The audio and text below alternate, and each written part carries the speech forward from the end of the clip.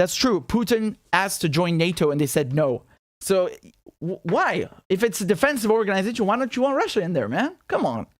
You're taking, all these countries, 30 countries in total. You don't want Russia?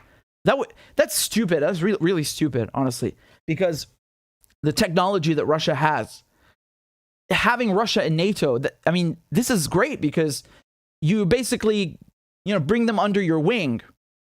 And you don't have to worry about them anymore. You know this. You could look at it this way. You know this phrase in English, the saying, "Keep your friends close, your enemies closer." And in terms of the United States view, if Russia is your enemy and they're applying to join NATO, just take them in NATO. I think it would have been very smart. You would have avoided. You could, have avoided any sort of war between the two countries with the most nukes. And again, I'm not singing any praises of NATO. I'm not saying NATO is a good organization or something like that. Especially after what they did to Libya, what they did to Syria, to Yugoslavia. You could make some arguments for NATO in the Cold War for sure. You could say, look, man, they need to defend themselves against the Soviets and all this. Yeah, fine. I get that. And they had their own version of the Warsaw Pact. Fine. I understand. But after that, you didn't need to keep it. Russia didn't keep the Warsaw Pact. They dissolved the Warsaw Pact. NATO should have been dissolved as well. Or at the very least, just keep your promise. Just keep your promise that you're not going to expand past Germany. This was the promise given by the Western diplomats to the Russians. It's in the minutes of a meeting that they had in 1990 during the 2+4 negotiations, where they were basically trying to reunite Germany. The Western diplomats told the Russians that they accept.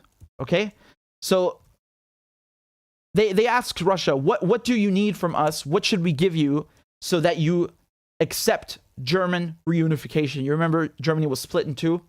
And this is what the Russians said. They said, we will support German reunification as long as you don't expand NATO. That's not me saying that. You literally have the minutes from the meeting right here. So this is history. This is a historical fact on paper. Okay?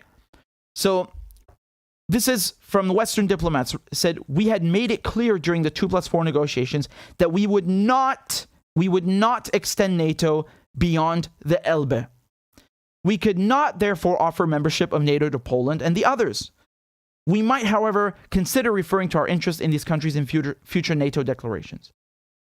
Do you see how clear this is? This was very clear. So don't come here and say this is a pro-Russia talking point. What do you mean? This is before anyone ever heard of Vladimir Putin. This is in 1990. I wasn't even fucking born. They're saying clearly, we won't expand NATO. That's it. No, nothing for Poland. No one. We stop. Nothing past the Elbe.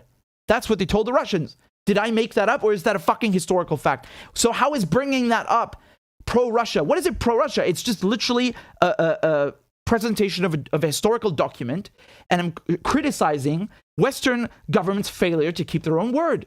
They lied. Do you understand? When you make promises to other countries and you lie, you will piss them off. Why do I have to explain this? Why did they act like children, like they don't understand international relations? Don't play fucking stupid with me. You know exactly what this is. You just don't like it.